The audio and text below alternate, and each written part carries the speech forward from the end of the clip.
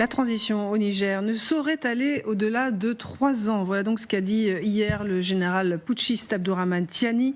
Le nouvel homme fort de Niamey a donné quelques gages à la délégation ouest-africaine en visite dans son pays.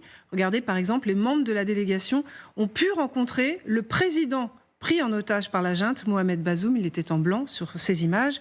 En revanche, le général Tiani met toujours en garde contre une intervention militaire sur son sol. Florent Ferraud. La réunion entre la délégation ouest-africaine et le nouvel homme fort du Niger n'a duré qu'1 heure. Un entretien au terme duquel Abdourahmane Tiani fait plusieurs annonces. Il évoque une transition qui pourrait durer jusqu'à 3 ans maximum. Au lendemain de l'avertissement lancé par la CEDEAO, Tiani envoie lui aussi un message. Si une agression devait être entreprise contre nous, elle ne sera pas la promenade de santé à laquelle certains croient.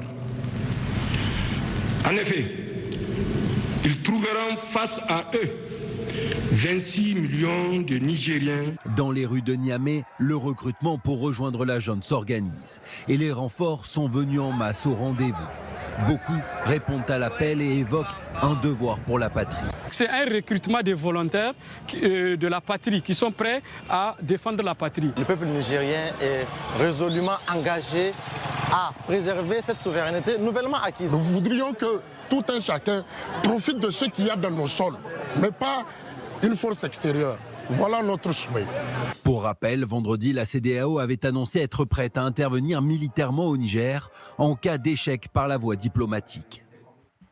Bonjour Hélène Bonnet. On l'a évoqué à l'instant. Le fait notable, c'est aussi cette réapparition hier sur les images du président Bazoum, celui qui est retenu en otage par la junte. Absolument, les images que l'on va voir à l'écran de la délégation aussi emmenée par l'ancien président nigérian, Abdussalami Aboubakar, accueilli à Niamey à la mi-journée hier. Alors ils ont pu effectivement rencontrer le président Bazoum que vous voyez ici en blanc sur l'image. C'est un progrès par rapport à leur dernière visite quelques jours après le putsch, parce qu'ils étaient restés bloqués à l'époque à l'aéroport. Cette rencontre a été visiblement assez courte. Il y a eu peu d'échanges.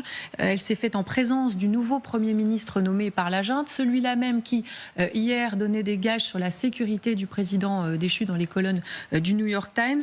Une source au sein de la CEDEAO nous apprend que le président Bazoum a le moral et qu'il va bien, mais il vit toujours plus séquestré et dans le noir parce qu'il n'a pas d'électricité. C'est sa deuxième apparition en images. Vous voyez celles-ci qui ont été postées sur Facebook par le président tchadien Idriss Déby, qui avait pu le rencontrer 4 jours après le coup d'État.